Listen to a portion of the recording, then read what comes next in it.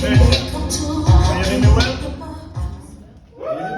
Yeah. Alright, well, this is my first time here, so I better tell you a little bit about myself. My name is Alejo, you said it right, and I'm surprised. It doesn't happen always. And I am a single father. Yeah. Being a single father is not easy.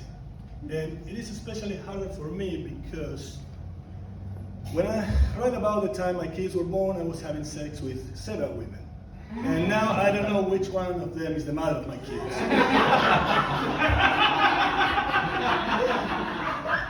I'm also horrible at choosing attorneys.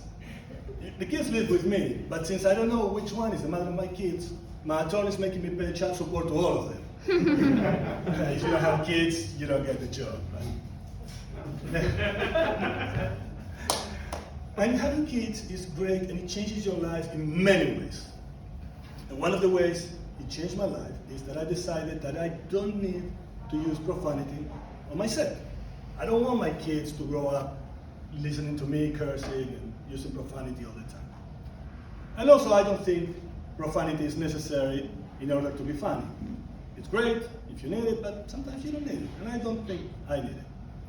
And there's a third reason, which is a little bit more selfish, and it is that I believe that by keeping my set clean, it increases my chances of hooking up with one of the ladies at the audience after my show. You sound skeptical. I'll tell you a couple of stories. A couple of weeks ago, I was here and finishing my set. I'm going out the stage. There's a little stairs over there. And by the time I get in there, this woman approaches me. She's beautiful. And she says, "You are very clever. You really turn me on. I want to have sex with you." That's not a joke.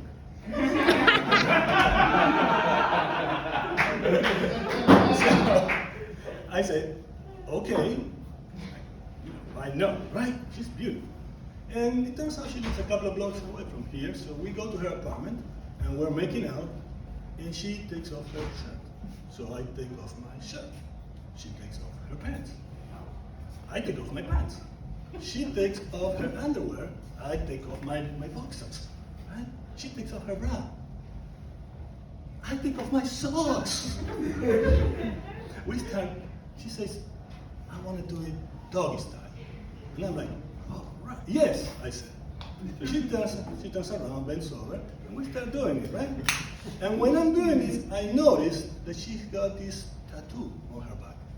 And it's not a tattoo of a dolphin going through a hoop or a unicorn and some rainbow. No, this thing is massive. It's her whole back, and it looks like a page of a book. So now I'm interested. I'm working my way, and I'm looking, and I realize that it's not a book. It's a list of instructions for me to follow. And I can't believe it. And I'm doing it, and I'm number one, number two. I realize I'm in number four. I skip number three. I lose my concentration. I can't perform. And she realizes that she gets upset. She kicks me out of the apartment. And I'm upset. I'm getting dressed in the elevator with my socks in my hand. And I'm like, and I'm very upset because that's information that could have been very handy for me in the future. But now I don't get it. It happens to me all the time. I'm talking about women approaching me after the show. Again, you. Anyway, I was in Reno, Nevada like 2 months ago doing a show, and I see this beautiful woman. She looks like one of Victoria's Secret supermodel angels. And I'm looking at her when I'm doing my set, and I can't believe this woman is amazing. As I walk down the stage, she comes to me and she says, "You're very funny. And I know you're from out of town, so let me treat you to dinner to my favorite restaurant." I look at the woman, she's incredibly good looking, a little bit tall, but really good looking. So I say, "Okay, let's go." Now, as I'm walking with her to her car, I'm starting to crumble because I'm feeling all the pressure that society puts in men to pay for the dinner when we're out, right? And she's taking me to her favorite restaurant. I know it's going to be expensive.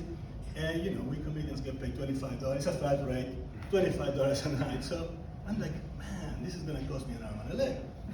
Listen, okay, look at her. She's super fine. I said, she's worth it, every penny. We get there, and of course, there's a waiting list of 45 minutes. So we add our names and we move aside. We're talking, and she leans in and kisses me. I can't believe my luck. So I kiss her back. And we start making out. I'm prodding, I'm fondling, and squeezing, and touching. And it's amazing. And then I decide to reach down. And when I do, I found a bulge. And it's bigger than mine. And now I'm upset. And I say, hey, you didn't tell me you were a woman. Right? I don't know what to say. And she looks at me with a very sexy smile, and she says, but think about the things I could do to you with it. Now, I'm a and I also froze. I'm like, I don't know what to say, I don't know what to do. And when I come out of here, I say, fine, but you pay for dinner. I know these jokes make me look like I'm a sexist man, and it's not the truth. The truth is I'm a feminist. Yes, I am. And I have a small proposal for you guys. So today we can start leveling the playfield. When you get back home tonight, this is what you do. Before you are to have sex, remember this. We are going to level the playfield. We are going to do away with the multiple orgasms. One hit, and that's it. I see some women don't like my suggestion. Men in the audience, pay attention. Those are the women you have to hit on tonight. Thank you. My name is Alejo.